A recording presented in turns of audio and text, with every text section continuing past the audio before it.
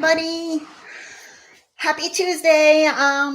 Thanks for joining me. This is a live chat that is members only and just for people in the beekeeping course. So this is going to be a considerably smaller group. But of course, anyone, if you ever want to watch these chats at another time, since they are unlisted and the general public can't watch these. If you ever want to watch them again, you have to click the link in the email I send out. So hold on to those emails if you ever want to rewatch any of these videos. Thanks for the comments from the people who are logged in right now. If you're comfortable with it, I hope you leave in the comments where you're located, because sometimes it can help people in similar areas to connect and talk at a later time. And I have a lot of stuff to talk about. Boy, I have been driving myself crazy with the amount of options there are to preparing the beehive for winter and figuring out exactly when all of this happens here. Last year, it was 80 degrees out on Halloween. It was hot, and I knew that was a fluke, and I shouldn't expect 80-degree weather come October 31st of this year, but you just never really know what it's going to be like, and especially those first couple of years, it is a lot harder before you have a couple of years under your belt. So we're going to talk about preparing the beehive for winter. I have a beehive behind me. You can't quite see it yet. I'll bring it closer, but I wanted to make sure I was nice and close to the computer so you can hear me well. If at any point you can't hear me too well, let me know and I'll remember to get closer to the computer. Now, first of all, before we even get into preparing the hive for winter, I just want you guys to be prepared for what the bees are going to be acting like and how they're going to be acting to opening the hive. You really want to keep the amount of time you have opening a hive to a minimum and be on your guard, because bees can be incredibly defensive this time of year. Make sure you have a smoker going. There's lots of smoker fuel in it. And the other thing is that robbing can happen really fast. I was checking a hive, and this was weeks ago. I was taking the formic acid pads off, and while this was happening, bees from the other hives are coming over and starting to rob it, to the extent that I had to put a sheet over the hive and really just stand there with the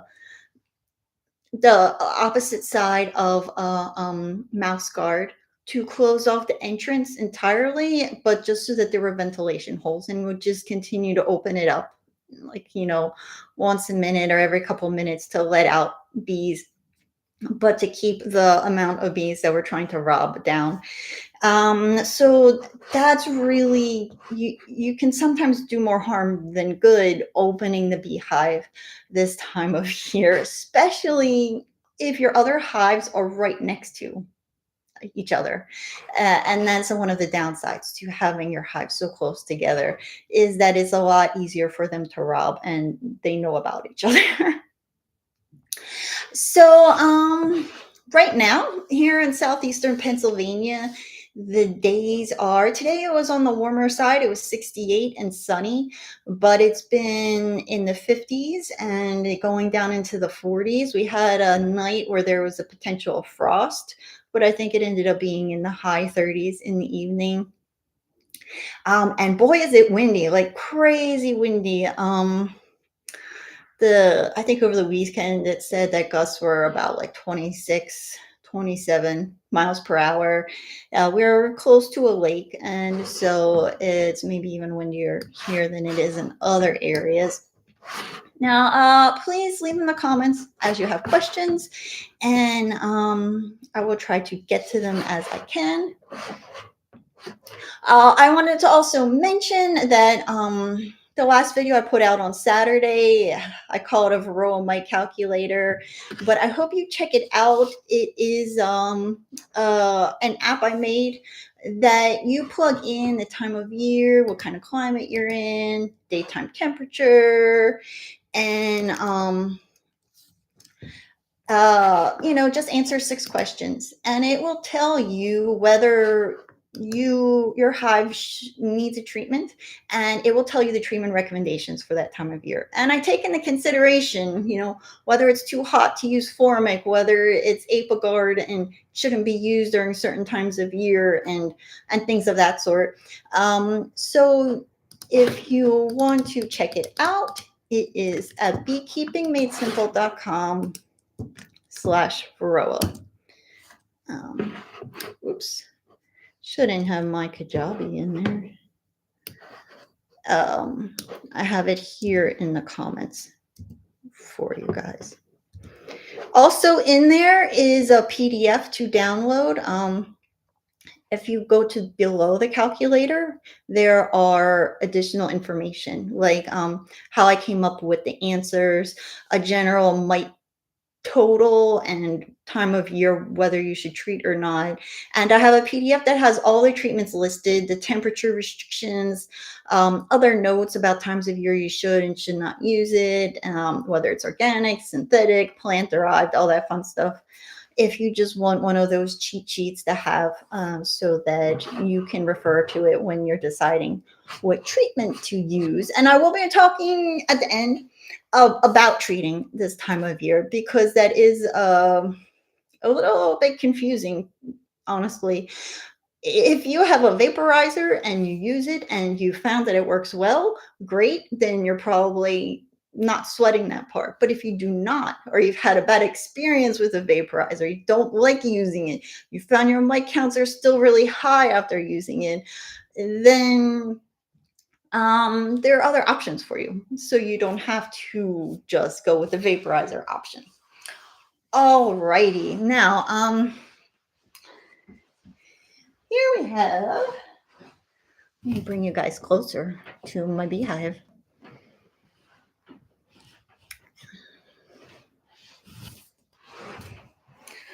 Here we have our beehive.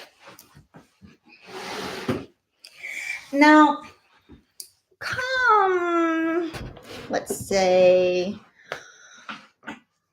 fall, we're late summer, where actually more like late summer, we're taking the honey supers off of the beehive.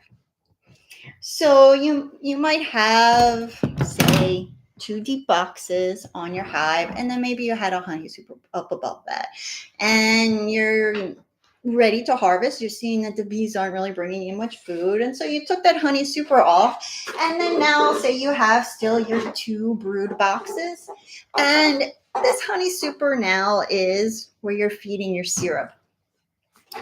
This is one feeder I have from Be Smart. Holds like a gallon of syrup, which is nice because you don't have to refill it often. But it only has 1, 2, 3, 4, 5, 8 little holes. So that's probably one reason why you don't have to refill it so often, is because not a lot of bees can access this. And so often what people do is they have up above their uppermost box with frames of bees in it, they put an inner cover, and then they put their feeder over that hole, close it up. Now, it's really beyond the point that we're feeding the syrup, and we are getting ready to prepare our hive for the cold. Now, it's always good to try out this equipment and put it on the hive sooner than later, because then the bees have the time to propolize it. And you can also see how they interact with this equipment. For example, people say that putting insulation under your lid is good not only in the wintertime, but also in the heat of summer, to make it easier for the bees to keep the hive cool. So I was like, okay, I'll put this inside under my outer cover. Now, I put it on there. The next time I went over to the hive, before I even opened it, I heard this like, and I put my ear up against the box, and it was so loud. It was like just like this loud noise.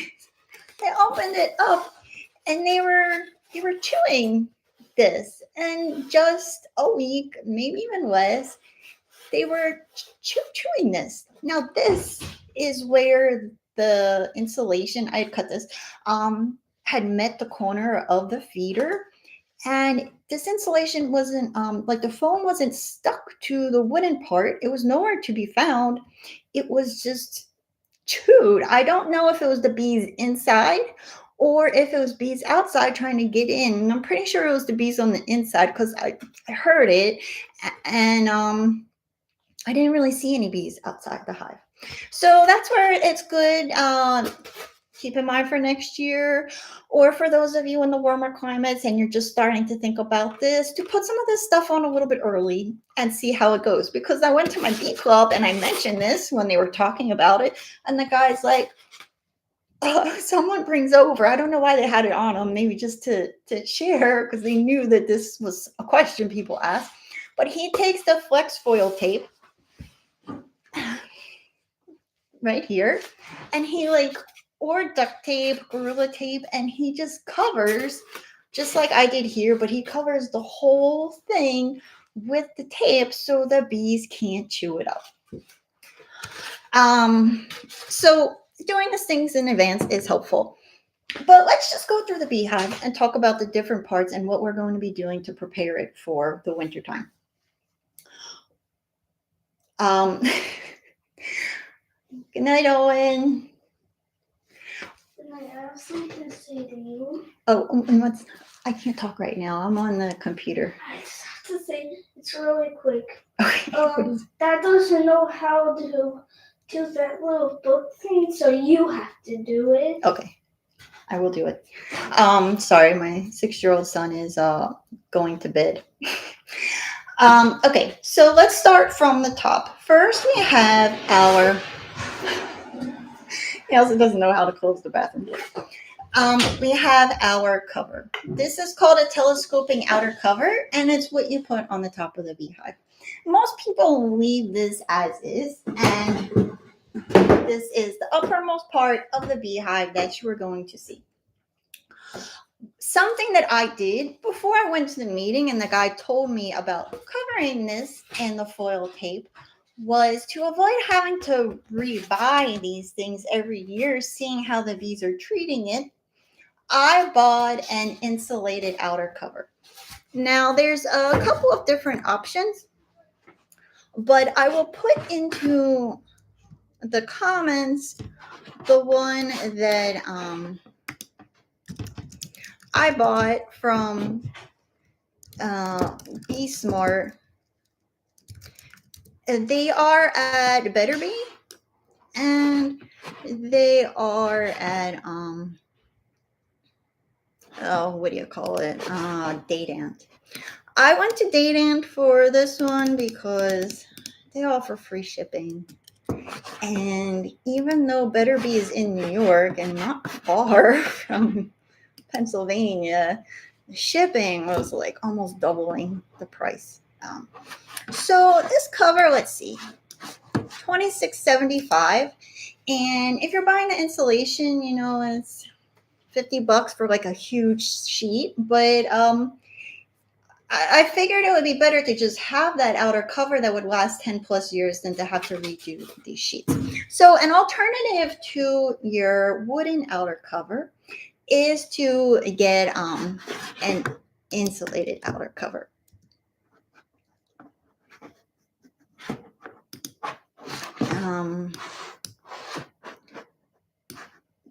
I can't put in the link because YouTube is saying that it's too long. So B-Max makes an outer cover, and this one is kind of like almost looks like a polystyrene outer cover, but meant to be used with wooden equipment.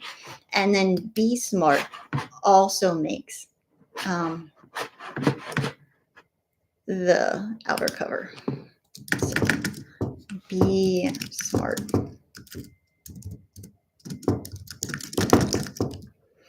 And both of them are insulated outer covers. So the next layer below your outer cover is insulation. Insulation can be this foam. Better Bee does sell this. It's the exact size needed to go right inside here. This is 1 inch thick, and they just, they buy it in large sheets and cut it down to this piece. And so it's like $6 and something if you were to buy that from them, or you can buy it in sheets.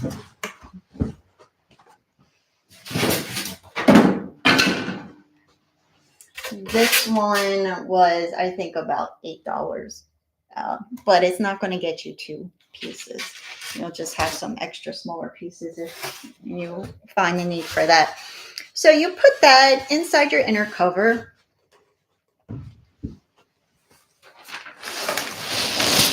And another alternative, say if you don't want to buy those,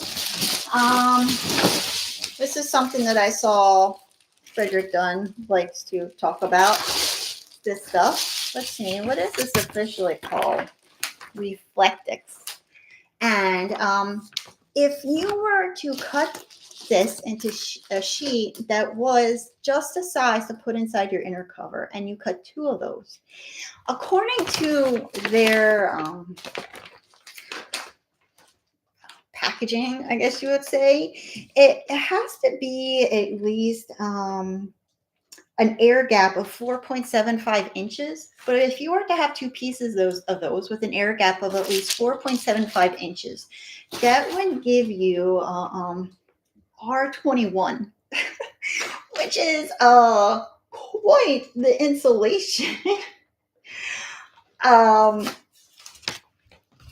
But you need to have that air gap in between those 2 pieces. But you can also just cut one of these and put this in your lid, or do what most people do, and you get 1 to 2 inch thick of the foam and put that inside your inner cover. Wrapping it with the foil tape can be helpful if bees are going to be able to access this. Or if you want it on your hives in the summertime, if you're in an area that gets really hot, having some kind of insulation inside your outer cover right in here year round, or at the very least during the extreme hot and cold times, is really helpful. And then again, if you don't want to deal with that extra layer, you can always buy one of those insulated outer covers. They last a long time, and then that's one extra thing you don't have to worry about. Next, we have our feed. This is the backup feed, but there are a lot of ways you can provide backup feed for your bees. There's candy, fondant, sugar bricks, dry white sugar. You could take dry white sugar and add a little bit of water to it and mash it up. The thing is that this is supposed to be backup feed. It is supposed to be cane sugar. Not if you want to make it into like something that's like a brick or something, you want to avoid beet sugar. I learned that the bags of sugar from Walmart are beet sugar, and so if you're trying to make a brick, Costco sells cane sugar. That's what you want if you want to make the brick. There's nothing wrong with beet sugar for bees in general if you're making syrup or anything. But if you want it to be able to like harden, then you want the cane sugar. And we want to have, most people call this either a candy board or a feeder shim. So what I've done is I've taken off this empty super, and I've taken off the containers that feed syrup. And I am now adding my feeder shim. So bear with me. I'm going to go grab some options to show you. I mean, I'm not like going far. I'm just going right over here. I'm not like going to the other end of the house or anything.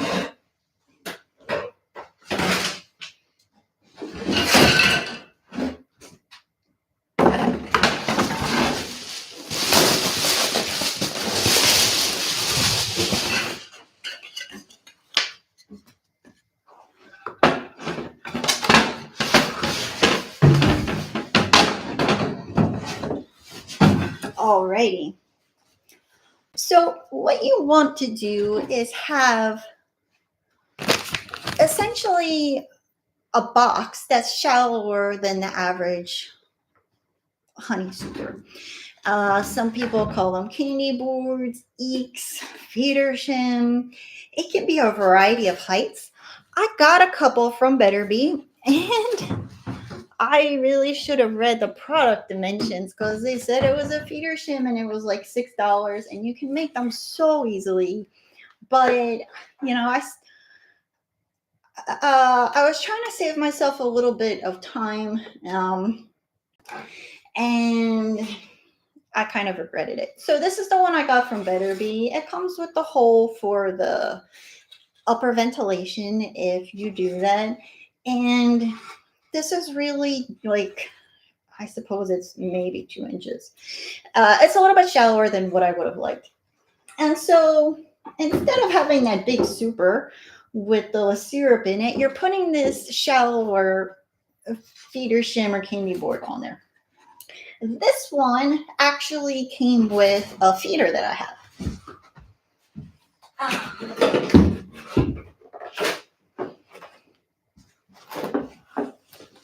Now, if you guys are familiar with this style feeder, but this is, the kind where you just pour the syrup in and the bees access it from down in here and over here in the corners. But when you buy this, it comes in this little box, and so you're not going to be feeding your bees in this. I have heard of some people doing that, but I'm not going to. And you can just use this as a feeder shim. Or you can take an old box that has become chipped on the edges and you can cut it down so that you have a shallower box as a feeder shim and you don't have those broken edges anymore. Now, the thing is that you don't want the sugar to fall down onto the bees. So what I did was I took the shims that I got from Better Bee. I got 1/2-inch hardware cloth. And I stapled the hardware cloth to the bottom of the shim. And then what I did was I put some wood. So the hardware cloth is in between the bottom of the shim and the start of this piece. What that does is that it just keeps the hardware cloth from sitting on the frames. It gives it a little bit of space. And in addition to that, I'm sorry that these pieces are on my beehive, so I don't have one to show you. I added an extra piece here with the hardware cloth in the center, and then I put pieces like this as well. If you don't do that, what you're going to find is that, so you have your uppermost bars with bees, and you have this feeder shim. People will put, some wood here, maybe chopsticks or little pieces of wood, just enough so that when they have that hardware cloth on top, and then they have their candy inside, it's has a little bit more support. and it's not just sitting flat on the bees. Some people will put tissue paper or newspaper they will lay down under here. Instead of a hardware cloth, you can use a feeder shim that looks just like this and lay down some paper and then put your candy on top of that if you like. There's a lot of different ways to do it, but ultimately you want to give them food and you want to just consider how this candy is. So whatever recipe you're using for this sugar you're giving your bees, is it soft and does it need support like newspaper, hardware cloth and newspaper, or is it a hard candy brick? Either way, I don't recommend just laying it on your bars, but having it elevated a little bit. And especially if you are adding any kind of pollen padding, the small hive beetles will lay their eggs, and the larvae just like really will start to gross up the pollen patty. So they say to make sure you have space around the pollen patty. Now, first there's the question of how do you make this sugar syrup? What you want to do is you want to add something to keep it from getting moldy. So that is either white vinegar, apple cider vinegar, or some people add bleach, and some people add honeybee healthy. Some people add honeybee healthy and vinegar. There's a variety of recipes out there. Part of it depends, and then they add water. And part of it depends on whether you want something that's soft or something that's hard. I am going to share with you one recipe because, it's all anyone really needs. But there's a wide variety of them out there. Some people say that white vinegar is bad for bees. It's enough to really give you a headache. So, some people put pollen in it in small quantities. Other people do not. I am not adding pollen to mine. I am going to give the bees pollen later in the winter time. And that's mostly because I have been quite scared of using pollen in the beehive with small hive beetles in Hawaii. And even though there's not a lot of small hive beetles in Hawaii, here in Pennsylvania, they still exist. And I'm sure they are going to be some in the beehive, taking advantage of a nice warm place to stay over winter. So, one of the candy board recipes, is what people will do is they will put their candy board on a table. They'll lay plastic wrap or trash bag or something down, and then they put their candy board on top of that. And a big bowl, they will mix, this one is 2 cups of water, 1 teaspoon honeybee healthy, 1 teaspoon of white vinegar. And they mix that together, and then they add that to 10 pounds of sugar. They mix it really well, and then they put it into the feeder shim, pile it up, pack it down with like a rolling pin or something, and then it takes a couple of days to dry. You can make like sugar bricks and stuff and put it in the oven.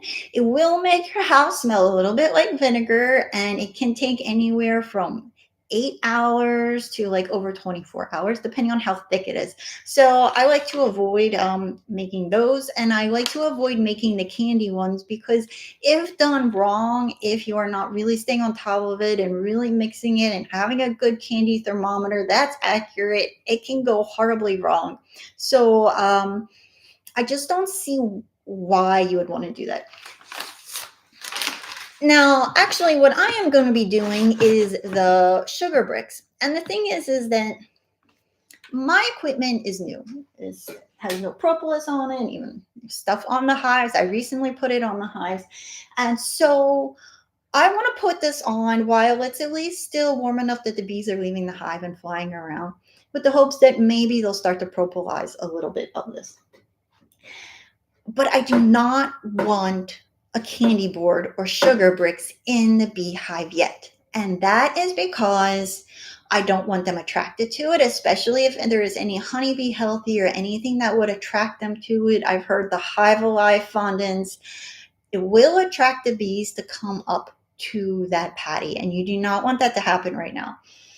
Also, ants, I've seen them in my feeders this time of year, and I do not want a bunch of ants attracted to this candy board. So I'm waiting to put the sugar in the hive until it gets colder out. But I want this equipment on. I want the hive set up. I do not want this all open while I'm trying to figure out how this is all going to work and make sure it's okay. So right now, what I have is my feeder shim, and I have the hardware cloth attached to the bottom, and underneath that is those extra little spacers. So this is essentially all set up, and all I have to do is take the candy bricks and put them on. The candy bricks, the sugar bricks I have is from Better Bee, and it's 14 cups of sugar, 1 cup of apple cider vinegar. They also add 1.5 teaspoons of citric acid powder. I'm not going to be adding that because they say that's to invert the sugar, but I've read that the bees do that when they consume it anyway. So you combine the vinegar and the citric acid first, and any of the liquids you're going to put in there, you combine first, and then you put the sugar in your container, and then you mix it in slowly, and you just pack it in. I'm going to use this shim that I'm not using as a mold, but you can also use, foil pans, and you could use like an old frame if you wanted to, anything as a frame to just pack this down. You don't want them to more than an inch thick, or it's going to take forever to harden. And some people will put a pollen patty inside. They'll actually put some sugar down, pat it down, put a little bit of a pollen patty, and then put more sugar on top. So the bees don't get to it right away, but after a little bit, they'll get to this pollen. But I'm going to manually add the pollen in later because, again, small hive beetles really freak me out, and I've seen quite a bit of infestations from them in Hawaii. Not here in this situation, but I'm still not doing it because I cannot. And you just want something to prevent mold from growing on these sugar bricks. Some beekeeping associations sell fondant if you want to order from them. Hive Alive sells fondant. A lot of beekeeping supply websites, Better Bee, Man Lake, Date and all these places, they sell fondant if you just want to buy it and then try to make it later on. But I do recommend putting it on later, not putting it on right now while it's still warm out. You want to put it on, once it's like low 50s, once they're already starting to form a loose cluster. Now, there's this big question I had, and that was, where on earth does this inner cover go, and why do we need one? It's been a question I've had for many years now. And when it comes to overwintering a hive, it was a really big question I had because I see the benefit to it both ways. You could put your feeder shim right above your bees, and you put your candy, whatever, however you want to make it. It's sugar and water and something to prevent mold, some kind of vinegar or something to prevent mold. Put that right over the bees. They get to it really quick and easy. And if any kind of condensation forms above them, it will absorb it. And that's ideally what you want. You want to put your sugar in here so that not only is it easy for the bees to get to, but you want the moisture to fall on the sugar to make it easier for the bees to consume. And then that water is not wasted because the bees do get very thirsty. There are so many bees at my water source right now. So many. When it's in the low 60s, it's windy, and there are at least 5 to 10 bees there all the time in the daytime. So with this lack of nectar for them to forage, they really need to get water somehow. And in the winter time, we want that condensation. And so when the sugar absorbs it, it's a win-win. But the question is, where does this inner cover go? Now, first of all, there's inner covers with notches and there are inner covers without notches. I am not going to have an upper ventilation for my beehive. It seems to be quite the thing nowadays that people are saying an upper entrance is not helping the bees. You can successfully overwinter with an upper entrance, but it is not necessary for that moisture to get out through that upper entrance. If you properly insulate under your cover, then the majority of the condensation will form on the walls, and that will be for the bees to access to consume. You can also elevate the back of the hive up a little bit so that if water does pool up on the bottom board, it will go out the entrance. And if you have that sugar over the bees, then any condensation that does form above the bees then will not drip onto them. So for the most part, upper entrance for most people is not required or going to help them. So you want your notch to be facing up, not down. You also, this allows robbing to happen. So we want it facing up, or if you don't have a notch, even better.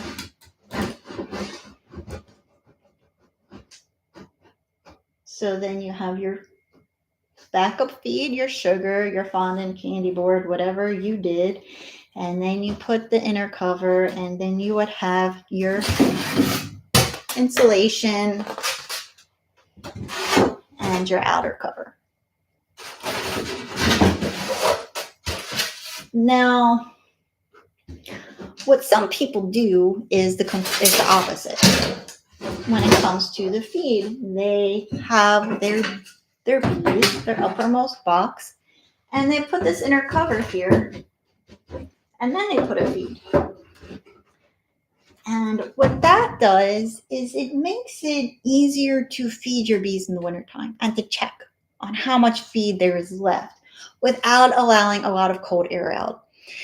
I had recently seen a video on Frederick Dunn's website where he said that using the sensors in his hive, it took about 8 hours for the hive to go back to the temperature it was before it was opened to put feed on. When you have, when you're opening the hive and exposing all of these bars to the cold air. Now, of course, that's going to vary on how long it took you to do this and how cold it was outside and was it windy and was it sunny and all that stuff. But it can take a while for the bees to recover from that. So if you put your inner cover over your bees and then your feeder shim, and then you could put have your candy board right here. And of course, if you are just, having this open board with no hardware cloth, it's good to have some piece of wood. Better Bees sells a little plastic trivet, something to elevate it so it's not just sitting. You want the bees to be able to get out of the hole to access it. And that is another option. They also even make insulated inner covers, which would give an extra level of insulation to the upper part of the beehive. Some people make insulated inner covers, put a piece of insulation and attach it to this upper part of the beehive. Some people will even put queen excluders instead of hardware cloth here. And that prevents the queen from getting up in here if for some reason she was to. I don't really know how common that is. And then to prevent this, if you have this notch, I would take some tape and tape this up. So you have two options for the inner cover and where the feeder shim goes. Does it go above or below the inner cover? It's really up to you to decide what you're comfortable with and what kind of equipment you have. And how you want to go about it. I'm actually doing both on two of my hives. I'm going to have the feeder shim above the inner cover and below it. And I want to see, how it goes, how tricky it is to find that warm day to go feed them, how often I find that I'm feeding them, how hard it is to figure out if they need this feed, all those things that make you wonder, does this matter or not? How many times am I going to be antsy to see how they're doing and peeking under the lid? Because if you are going to be finding yourself doing that and opening the hive often because you just don't know what's going on, and it's, in the 30s or below, then I would definitely go with your feeder shim above an inner cover so that you can really, you're not letting so much cold air and exposing the bees so much. So lots of options. Now you may have noticed that I didn't mention anything about a quilt box. Let me bring quilt-ish box over for you. Now this is another feeder. This is one that you just pour inside, and I have a dead yellow jacket on it. Actually, that'd be an awful or funny, but I'm not totally sure it's dead. So I'm just gonna put that back in there face down. So hopefully he won't fly out. And stick me in the face while I'm talking. You take these out, and people will fill this with burlap, wood shavings, or people will just have like a super, but they will have the bottom, they will staple fabric to it. I'm not totally sure the kind of fabric that people use, maybe a heavy canvas or burlap. And then they fill the box with that porous material, like the wood shavings, kind of like bedding that you would get at a farm store, or the burlap. And so that absorbs moisture that would be collecting at the top of the hive. But really, if you have proper insulation under the cover, there shouldn't be a lot of condensation forming there. And there's nothing wrong with some condensation forming and dripping onto your sugar feed. So from what I've read, like one of my family members recently bought an old house like a couple of years ago, and they are north of us, and they said that their house has no insulation. And that was one reason why we did not buy a lot of these beautiful older homes that we saw, because we were not in a position with two little kids and two being business owners to be able to fix up an old house to that extent. And when these houses were built without insulation, people started to use all kinds of things to put into the walls to create some kind of barrier to insulate the house instead. But now we have, that stuff, and we have that Pink Panther insulation and all that itchy insulation that people put in the walls of their house, and we do not need to shove scraps of newspaper or fabric or any of those things in the walls or deal with non-insulated walls.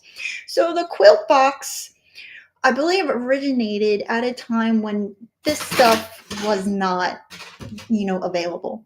But it's been something that people continue to use because they are so afraid of moisture being in the hive. You do have to be careful though and keep an eye on that quilt box, because if it gets too wet and sits in the hive for too long, it will get like really wet and then it'll freeze. Say you don't put any insulation under your outer cover and you use the quilt box as your insulation. And then a lot of condensation can form and drip onto the insulation and then freeze. And it can actually make quite a mess in there and do more harm than good. So beware of using the quilt box. People do use it successfully, but I have not found that it is necessary or helpful. One last thing. One of my hives is a poly hive, and that is a style beehive that you can use to keep your hive cool in the summertime and warmer in the winter.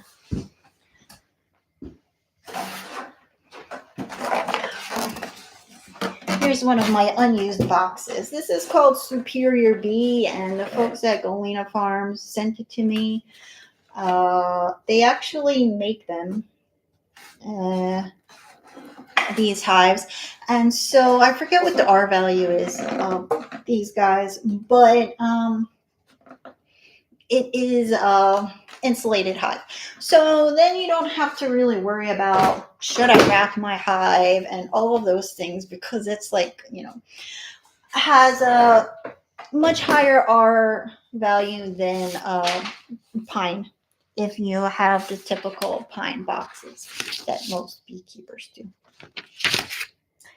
Now, once you go below your feeder shim and the question of, do I put the feed above or below my inner cover, then we have our boxes with our bees in it. And I was actually surprised to hear how many beekeepers around here overwinter their hives with just one box. And how many boxes should be on your hive is really not entirely up to you, because some of it is up to the bees and how they are doing. And, like how much brood is in the hive, because of course you're not going to take a frame of brood out and just throw it in the freezer for next year, but you also want enough honey. So this is where it's like the art to beekeeping. You really just have to try some different things and see what works. There are just some parameters. You want at least one full box, at least 8 frames full. So if you have your brood frames, the rest of the box should be wall to wall honey frames. No, like partial frames or whatever. You want wall to wall honey in addition to your brood. If you have a lot of brood, if you have a big cluster, you have a lot of bees, and you're like, there's no way I can consolidate that hive to just one box, you can overwinter with 2 boxes. It is also really common for beekeepers to overwinter their hive with 1 deep box and 1 medium box. And actually, for next year, I'm considering going back to how I used to keep bees in Hawaii, with 1 deep and all mediums above that, because I am now seeing that a few of my hives really were in this in-between stage where 2 10-frame deep boxes seemed too big for the bees, but 1 box just didn't seem like it was enough for their population. And how much the queen was still laying, even though I hadn't fed syrup to these hives in the 1-to-1 ratio, I just started to give them 2-to-1 later when they were light on food. And so a deep and a medium seem to be the ideal size for most of my hives, except for one who has some queen troubles and is being overwintered in one 8 frame box, and that is it for them. So you will hear people say there's the question of one, how much space, like how many bees do you have? How much space are they taking up? And you need to start with that as a minimum, plus they need frames of honey. But then there's the question of, should that second box be a medium or a deep, or should you not have a second box? You do not want a third box on your beehive. You do not. Because a problem that happens is that your cluster is only so big. It's only producing so much heat, and the outside is going to be cold. And so condensation will not only form on the walls of the beehive, but it will form on your frames of honey. And if it is forming, if you have your bees producing this heat down in the bottom, and then you have, these like cold frames on the edges and up above, there is the potential for that uppermost box to start to form condensation, and then it's like dripping onto your bees. So you do not want the bees to, one, have to work so hard to heat up their space, and two, you just don't want this large cavernous space for them. And when bees are usually looking to swarm, they're looking for spaces that are about the size of an 8 frame box. And in addition to a 10 frame deep and a 10 frame medium to overwinter a hive, another great option is 2 8 frame deeps, or an 8 frame deep and an 8 frame medium for a good size beehive. Maybe one that had a great queen and you never split. They would probably be at the point that they would need 2 boxes, but 2 10 frame deeps would just be a little bit too much. So what size that second box should be, and if you need a second box, is really something you have to gauge amongst each beehive in your apiary and try a few different things out. But I will say that if your hive is on the smaller side, I would rather give them a smaller space than a big space to heat up and all of that extra honey for them. You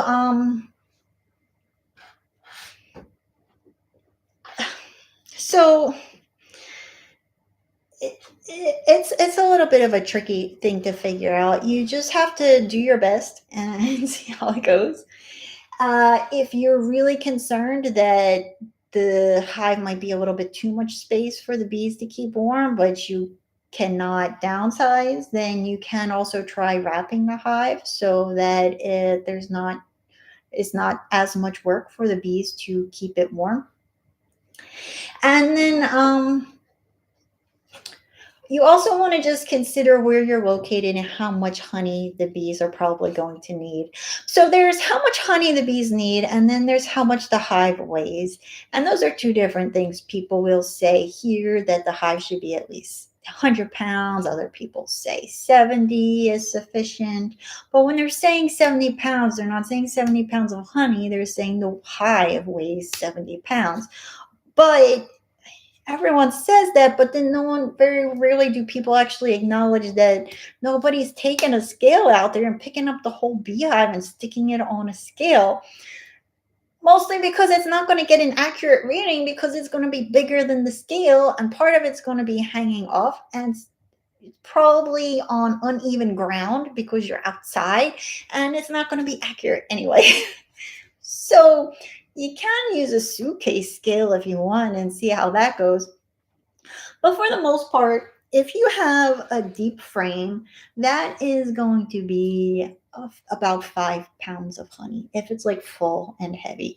A medium-sized frame is more like 3 pounds of honey, but it can weigh a little bit more if the frame is fatter. Say you put 9 frames in a 10-frame box, and those frames can get fatter, then they might weigh up to 7 pounds, that deep frame. And you can weigh each frame. Each frame only weighs a couple of ounces, so you can weigh the frames if you like. Those scales like my husband uses when he's fishing to see how much the fish weighs that he just caught. You can use one of those to just get a gauge for how much this is. So like here we are a zone, I guess like 7A-ish. And 35 pounds should be more than enough for your bees. Plus, you also are going to have the backup feed on the top, which is like, equivalent to a few frames of honey, or about 2 frames of honey, depending on exactly how thick and how much you're packing it into that candy board or shim. So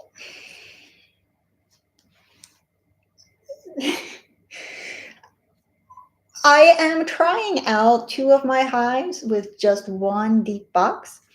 One hive has one deep box plus one medium on top of that, and the other hive is 2 deep boxes. And we're going to see how they do. I would love to get one of those things to put inside the hives to record the temperature inside to see how they are doing. The hive that is 2 10-frame deep boxes, I might wrap that just so that they don't have too much difficulty keeping that larger space warm. But once I treated them with formic, they never swarmed. I never split them. They did well all season. They had a lot of honey. The queen laid a lot in the second box. And so ideally, I would have brought them down to a medium box over the deep, but they didn't really bring in enough honey in that honey super. They really filled up that second deep mostly with honey. So the first box was mostly brood at first, and the second one was honey. And I really just didn't have many medium frames full of anything from them. So that wasn't really an option for me for that hive, unless I started to swap frames around from other beehives and get all complicated.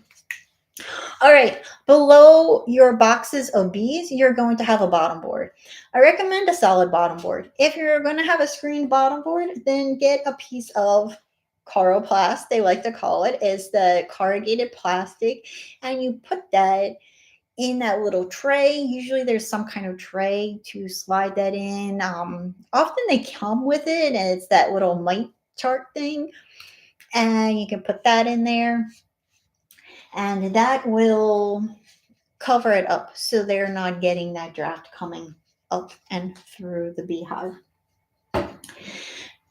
Now, finally, once you are done putting this whole hive together, you want to put heavy rocks on top, because that insulation can make it give you some like little air bubbles. So once you're going to have your solid bottom, which is either solid wood or a screen with the plastic over it to block off the screen.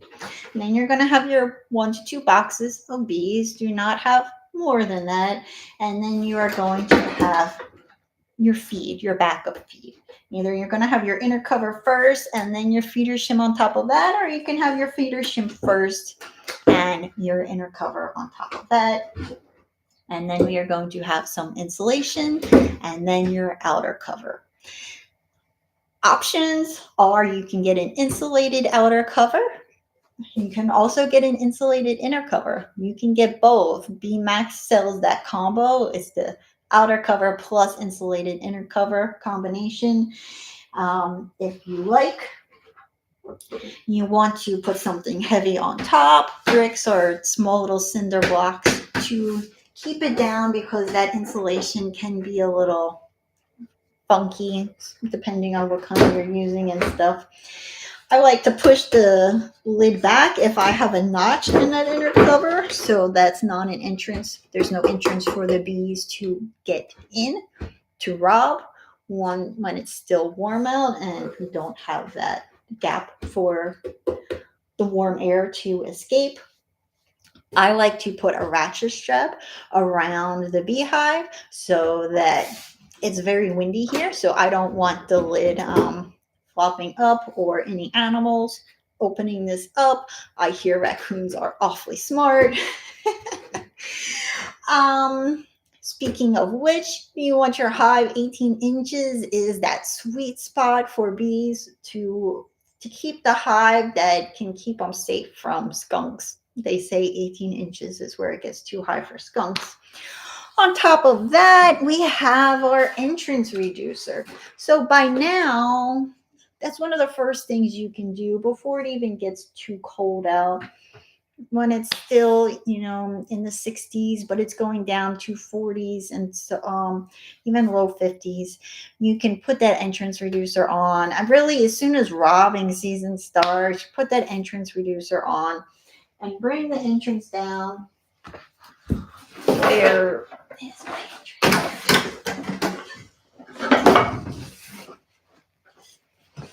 Bring the entrance down. I bring it down to this one, not the smallest little one over here, because there's going to be a point at which you're going to have to go out there and get those bees out. So I put it on this one, but I do have an extra little shim that I put in here to make it more of like 2 to 3 inches. This is a little bit too large. You can also just make your own entrance reducer. I consider doing that so that the entrance was in the center of the box as opposed to all the way over here on the side.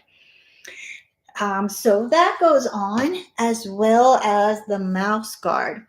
Now the mouse guard goes on so that mice don't make the beehive their residence. If it's still warming up in the daytime and the bees are active in the daytime, you don't have to worry too much about the mouse guard going on yet. But if the mouse gets in and the bees cannot chase it out, that's a problem. And if they're clustered up, it's going to be too cold for them to leave that cluster to see it and chase it out. Mice can chew through the wood, so mouse guards are usually made of metal.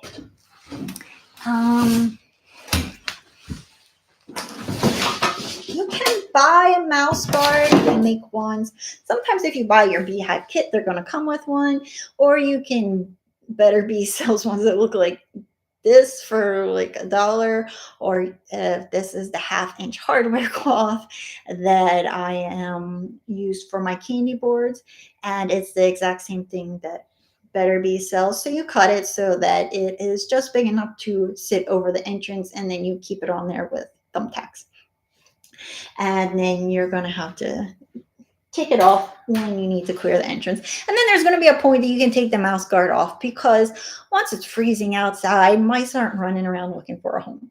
They are either have their home or they are dead. A couple of extra things: elevating the back just a few degrees so that if water is pulling up on the bottom board, it's coming out of the hive, is great.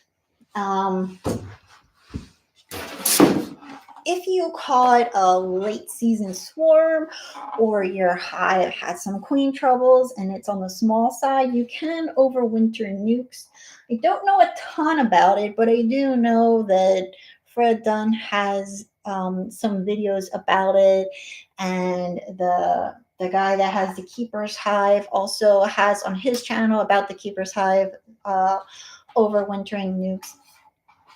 I would definitely wrap these, and then usually you will drill a 3/4-inch hole as their entrance. You're not going to put it on a bottom board with a 2 or 3-inch entrance.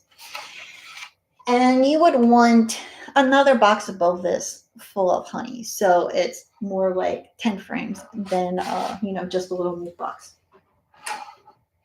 And make sure you have lots of insulation under the cover. Another thing you can do, if you have them, or maybe next year you'll want to play with it, is the slatted rack. It's this guy right here. And if you are concerned that having just one box for your bees, even though that might be the best situation for them to overwinter, you're concerned that they're going to swarm too early on, or you're just concerned that you want to keep the bees as warm as possible, the slatted rack goes over your bottom board under the first box of the hive. So it goes over this, and then there goes your bottom board below that. And it really just gives this extra gap that the bees cannot build comb in, but a space for the bees. And it can just give the bees a little bit of a block if they are just one box that you're overwintering, then at least that brood and where the bees are clustered up doesn't have that bottom entrance with wind blowing in right at them.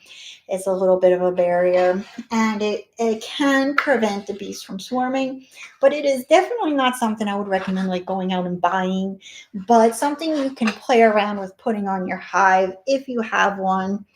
It won't hurt the bees to have it on the hive.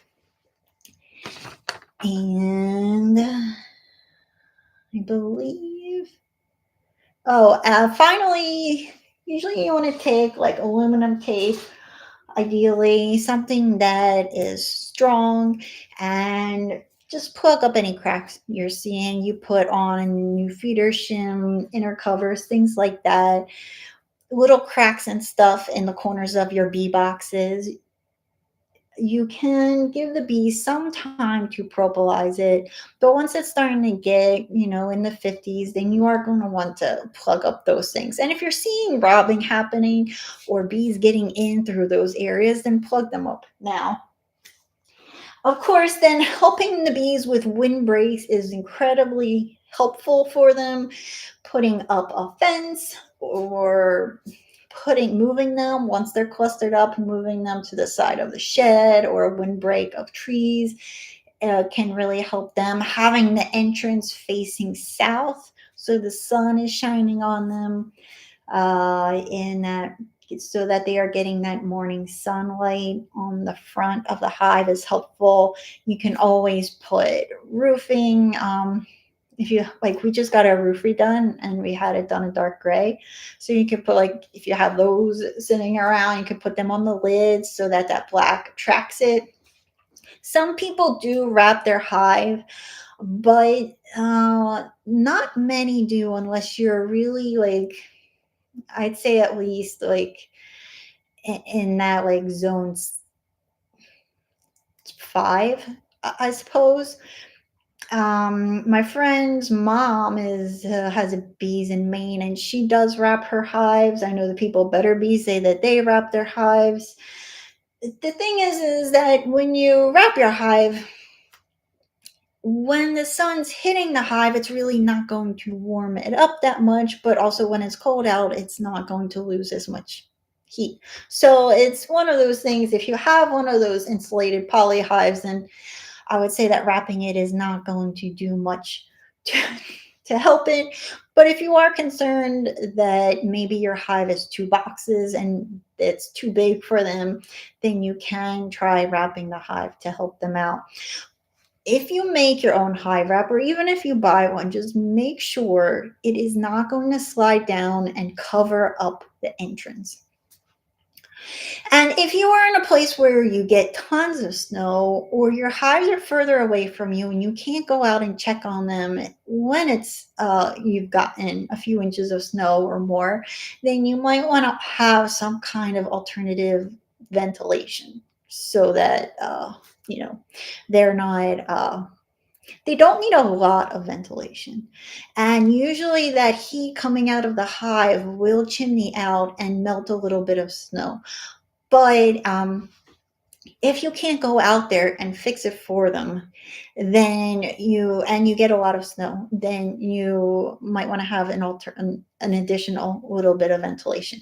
That can be just like putting them on a screened bottom and having that coroplast not take up the entire screen, so that there's just a little bit there. Those insulated inner covers from Be Smart have a very small little ventilation part, or you can have that notch in your inner cover opened up. There are a bunch of options. If you do it up high, you want it really at the top. You don't want it like right down here at the bottom where you want it like up at the top of the feeder shim, as opposed to like in your second box, like right there in the middle. you would want it up higher so that the bees can use it if they want to get out, but that it's not like, it's right smack in where the queen's going to be laying come January. All right, before we head out, I talked for a very long time and it's already 10 after 8. I just want to check out some of the questions we have.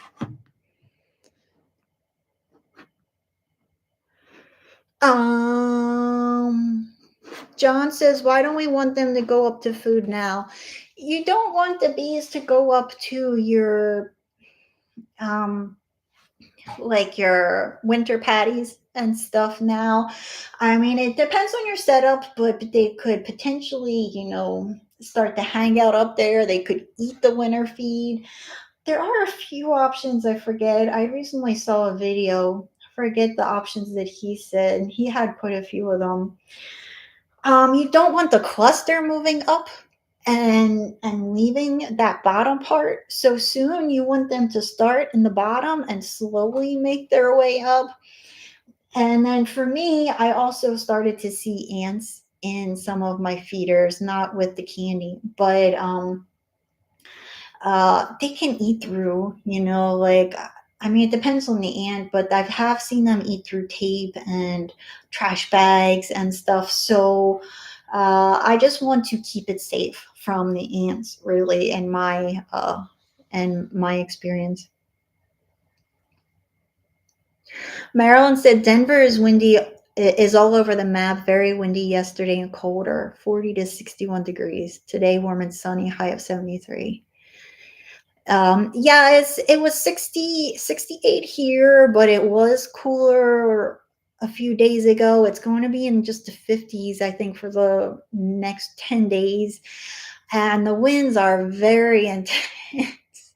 It's been quite windy here. I'd really like to put up a wind block, but I I'm planning to move the bees for the winter time. I don't think that they're getting enough sun.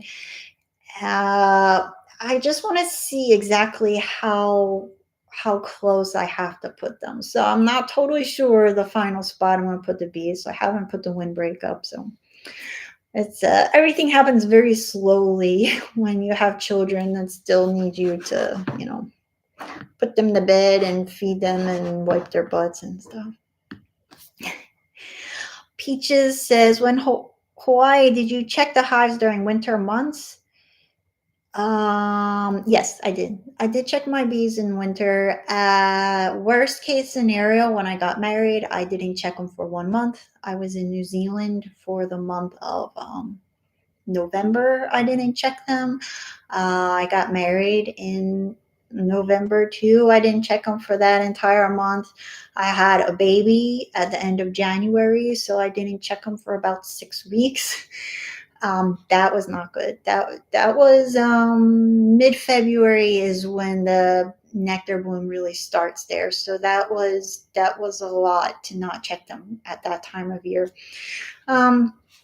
So yeah, you can easily go 2 weeks without checking them, but because of the small hive beetle population being so high there, it's really important to keep an eye on them and that population, depending on what you're doing to keep them at bay. If you're keeping the amount of honey to a minimum so that they can't take over the hive, then you want to make sure that the bees aren't starving and that they are foraging enough to keep the hive at the same level with the same amount of food. Or if you left them that super up above, but there's not a lot of bees in it and there's really no brood in there, you're really going to want to check on that and keep an eye on it. So it's not like a full inspection, making sure there's eggs and all that stuff. You don't need to make a tally of everything in the hive, but you just want to do some brief checks. Maybe once a month is like a more full inspection where you're making sure everything's okay. And once a month, it's like a quick peek to just look in the boxes. I have found that sometimes I would look in the first box and everything seemed fine. And then 2 or 3 weeks later, I'd finally open up the brood and find out that it was all slimy from hive beetles and the bees had just abandoned that box and moved up. So that's why that box looked great. And there was a big mess down below.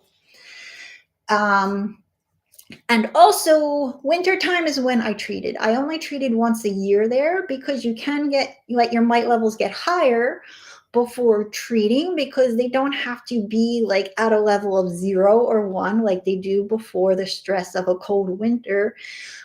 But you want to treat before the nectar flow starts. So you have a really long nectar flow. And even though there are treatments that can go on a hive during a nectar flow, you want to avoid that. Even on Viroxan's packaging, it says you can treat if necessary, but it's not something that you should have as like your plan for the year to treat in July.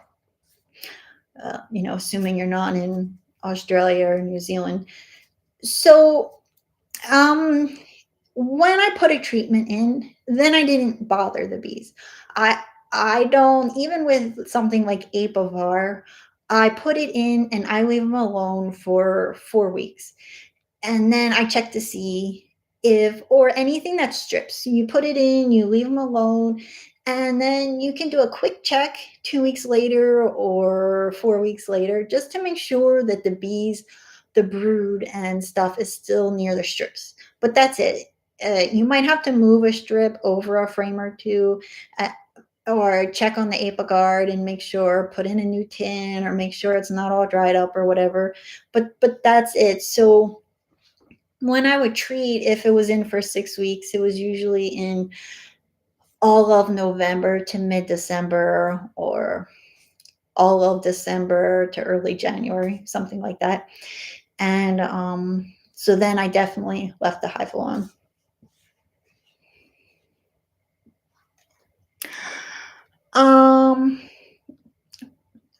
Ronaldin says, what are the dimensions of the sugar brick? The sugar bricks I'm going to be making, I am using this feeder shim as my mold. And so to make it, what they recommended, but on Better Bees video, they have a great video. Let me see if I took I don't have the link for it, but if you do just a quick search for YouTube Better Bee sugar brick recipe, they have a video where they show it, and they fill the shim up. And then after they pack it down, they just do a little shimmy of the shim, and that just loosens it up. And then they let it dry for a couple of days. And they also, before they let it dry, they just take like a stick or something, and they essentially score it in the sugar brick. So after a couple of days, once it's hardened, then they just take the shim off, and they have a sugar brick that is the size and shape of the inside of a beehive, or a candy board, or a shim, or all of that stuff. And since they put that like little slice through the candy, they can easily snap it into these 3 pieces that they can then lay inside.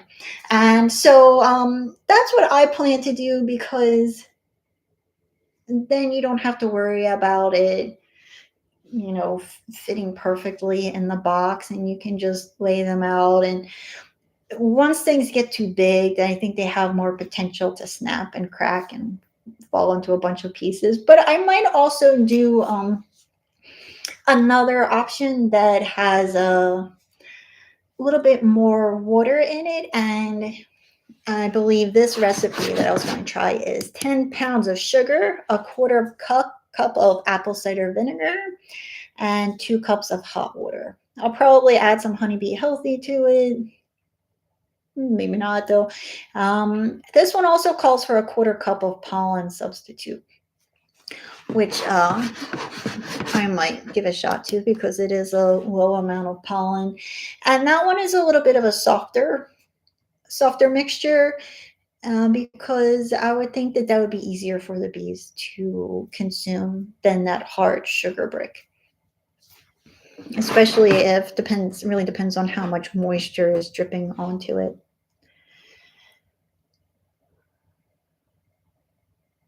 Frank Willett says, Lance hives tend to do better with entrances on one side. Bees put extra honey on the opposite side, easier to get. Why do you want centered? That's a good point. I was going to have it in the center because that's where it seems that these clusters are in my hives, and I wanted the opening to be closer to the cluster. But at the moment, all of my hives have the standard because I have all of these. So all of my hives have this standard entrance reducer. And then I have a piece of wood over here to make it a little bit smaller. So this is roughly what my hives look like. My entrance is about this size. But I did consider making the entrance in the center because that's where it seems like the cluster was. Though it's possible that putting it further from the cluster would be better because then when the cold air is blowing in, it's not affecting the cluster as much. But some of my hives are on slatted racks, so it's probably not going to matter as much. They still have to go a little bit of a distance anyway. John Morgan says, can you wrap a hive in black plastic to absorb sun and block wind? Just staple it. Um, I don't know. I wouldn't, I mean, like, definitely don't cover the top because you need to be able to access everything. And you would just want to make sure that you're not going to get it anywhere close to the entrance that it can fall down and block the entrance. And you want to be able to get to the feed if needed. And if you are using a vaporizer for oxalic acid, make sure that that's not going to be a problem. I have seen people have made wraps out of corrugated plastic that's black uh, just for the sake of attracting heat. So, yeah, I don't see why just taking that heavier plastic and doing a quick wrap around it and making it nice and tight um, could harm the bees, assuming that you're giving them that ventilation and it's not going to be in the way of getting to the feed. Really, anything to make it darker in color and attract sun, I'm sure would be helpful, as long as it's not going to have, gaps where, like, I don't know, other bugs are just going to be hanging out in there and stuff like that. I am considering doing something similar to that to my keeper's hive, which is a beehive that, if you're curious, just go to thekeepershive.com.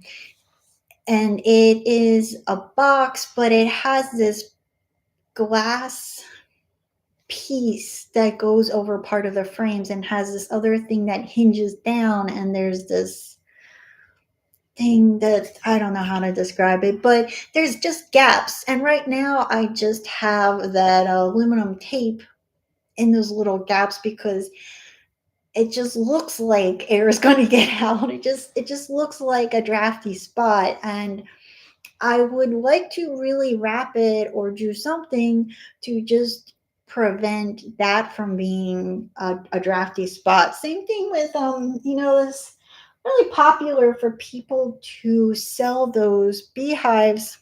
I had one here, but I have a mess of stuff all over by my feet. um uh, they make a lot of beehives that have that observation window on the side, and it looks cool in theory, but the bees propolize it, and all you can really see is just one piece of a frame that's facing the wall, which sometimes the bees even ignore. And then that's just this weak spot. It's just this thin little piece of plexiglass, and there's this gap where the wood piece goes. And if I had that on my hive, I would be taking duct tape and covering that whole thing up. But yeah, you know what? I was talking to my husband about this. He is an electrician, and he's like, I don't deal with insulation. I don't know what to tell you. Because I don't really want to buy cozies for my hives. I don't think it's necessary, but I would like to just tie up that keeper's hive, just to make sure that spot that hinges is nice and airtight and they're not losing too much heat. If you do try using just that heavy 6 mil black plastic, let me know. I saw a video where a guy took that plastic and bought insulation and laid that in there and folded it over and taped it up and wrapped that around his beehive. I do not want to use insulation. Insulation is not an easy thing to work with. It's itchy and it gets on your clothes and it doesn't really come off. And so I don't really want to go that extent. Some people just take those sheets, and they cover their beehive with this and just tape it or bungee cord it around. But yeah, I would think that the black plastic would just help add a little bit of heat from the sun, which is always helpful. So I would definitely give it a shot, especially if you have some lying around. Gary says, Gary probably knows better than I do. He would use the thickest black felt roofing paper. He said that mold and insects. Yeah, I wonder if mold can grow. I guess it depends. I don't know. I suppose like if it's just if he's stapling the plastic to wood, I don't really know if it would get moldy under there. But I don't really. That's what I have heard that people will do is the roofing paper. I don't really know. I haven't looked into how much that stuff costs. But something that does breathe would be better if you're just looking to attract heat. So one of my students said that he got he made a little fence kind of wall around his hives, and he got a panel from like a greenhouse glass panel and put that on one side, which I'm sure worked really well to keep the bees warm. I have no idea where he got a panel for a greenhouse, but that was one thing he did. Oh, John says that they're $50 a roll. Well, $50 a roll is definitely cheaper than buying a cozy or a wrap for your beehive. But yeah, you do want to not. I don't know, moisture can be a little bit. You just don't want to cause in more problems. So just be a little bit careful when you try some of these things that you're not giving the bees problems. And that's something that some people have said about wrapping the hives is you're wrapping them with this stuff and you can sometimes be causing issues for the hive, causing extra moisture inside the hive. So I think I'm not really sure what I'm going to do about that keeper's hive. I might just leave it and see how they do on their own. And I'll let you guys know what happens to those bees. Gary says house repairing the shingles or wood shakes. Probably get some pieces free. Yeah, I should have asked the roofers when they redid our house. We pay enough money for it. All right, thanks everybody for tuning in. You are welcome to leave in the comments additional questions. Frank says, sorry, Frank, I didn't see your question about it. Yeah, it must be your breath. What is my small hive beetle answer?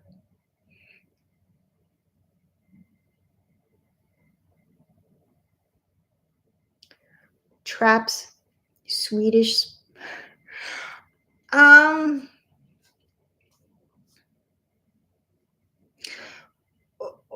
well, when it comes to small hive beetles, uh, I don't know. What's the small hive beetle question? Because when it comes to small hive beetles in the wintertime, I'm not exactly sure how they weather and what they're doing in the hive. I don't know how much heat they need, if they're like kind of going into that dormant torpor stage that like the honeybees go into, if they're just clustering in a crevice and hoping no one sees them, if they like lay and stuff like that. All I've heard is to keep your stuff elevated so that that can lead to small hive beetles taking going to the feed that you have up top.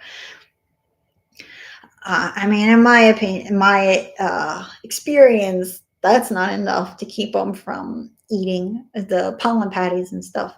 But I'm sure that that helps. Maybe it just gives them a crevice to hide in that the bees don't see. Once it's warm enough for the beetles to go up there, it's probably warm enough for the bees to go up to those pollen patties too. When it comes to small hive beetles, the biggest thing is that your bees need to be strong. So if you're finding that you have small hive beetle problems, then you might need to increase uh, the amount of times you treat for varroa mites. Maybe you used to let them get their mite levels to 10 or 7, but you might need to now be a little bit more on top of it and not let them get past like 4 or so.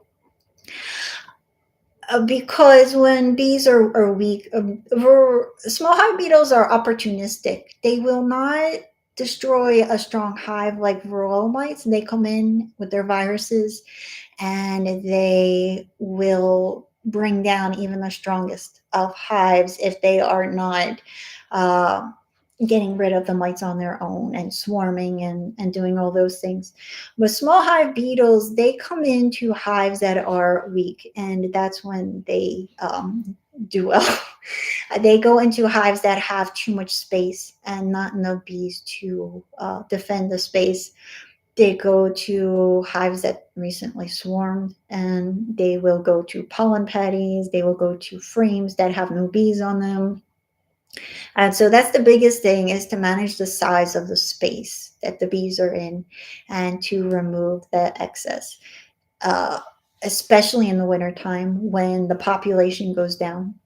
Um, I would freeze frames of honey and pollen and feed it back to the bees if needed, but not have too much feed on the hive.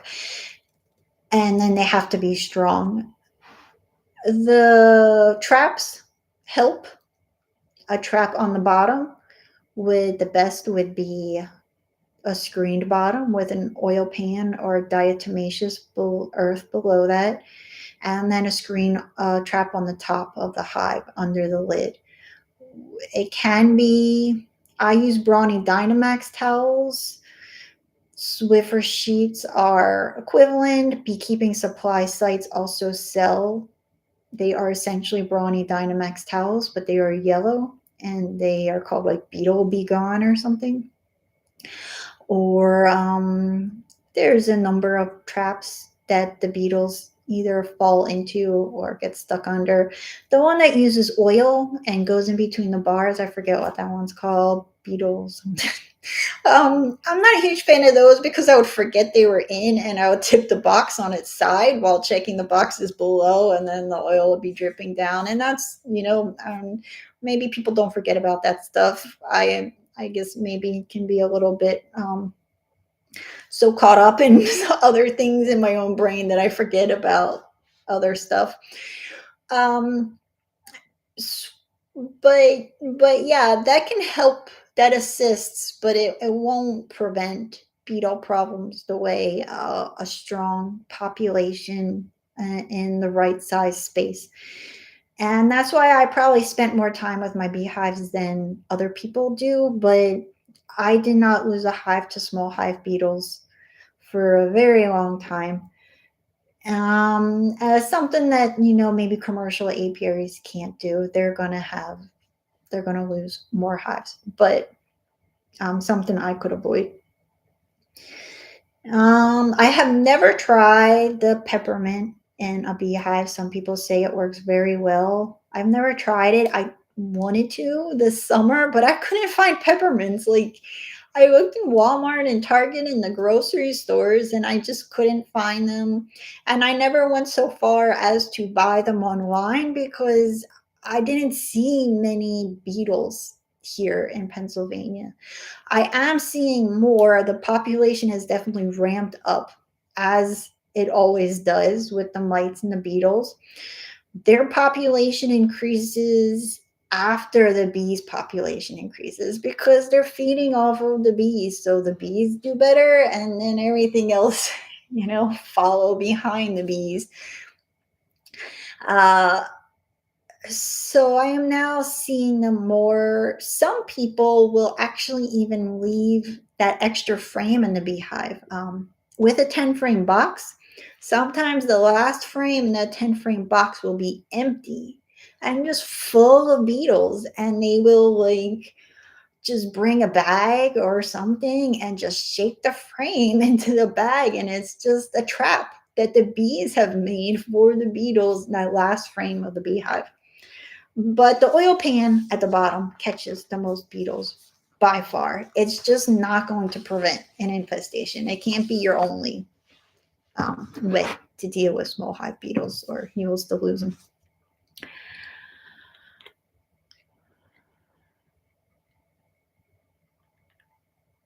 Yeah, the bees will chase them into the crevices of the hive or into the traps. They will chase them into the holes of the plastic frames. If you use plastic frames, they will chase them into the cracks of the equipment. So yeah, putting that some of those traps, and then when you take the lid off, you have to take your hive tool. But you will only see like 5. I mean, it's not a lot. If you have, I also in Hawaii, I a lot of my hives just had a 3/4 inch hole as its entrance, and then I would actually put an entrance in my honey super as well, a 3/4 inch hole. And so I had smaller entrances, but I had a couple of them, and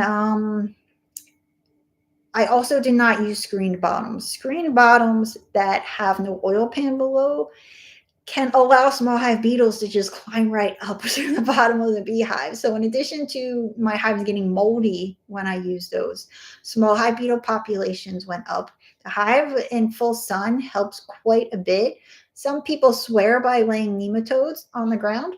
That helps keep the amount of larvae that can pupate in the ground to a minimum. I have also not done that because I had my bees on other people's property. So I couldn't lay anything down on the ground on their properties. So there's a lot of things you can do to help the bees corral the beetles and keep the populations low. But healthy bees deal with that stress very well on their own. Keeping a smaller entrance can also help keep them out too. But I haven't tried all the traps, so I'm not really sure. Gary says after Christmas candy cane sticks. Yeah, that's true. Maybe I'll try to hold on to some candy canes. I'll probably be like, I know I wanted to keep these candy canes for something, but I can't remember what. And then 2 weeks later, I'll be like, oh, I threw them out. That's what I wanted. Small hive beetles. Maybe I'll remember. We'll see. It is something that would be fun to try. Hopefully, the beetles don't do too much damage come cold in the beehive. But I am going to be very stingy on the pollen just in case. Alrighty, thank you everybody for joining.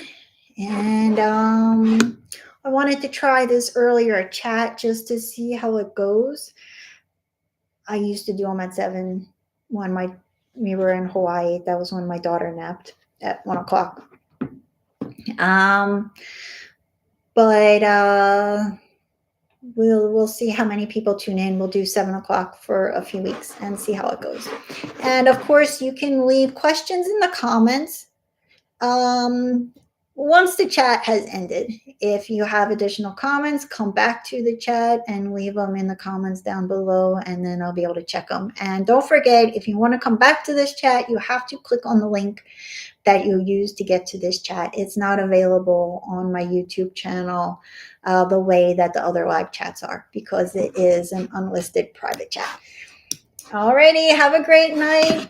Thank you all for tuning in. Thank you for all the great questions and helpful advice and comments.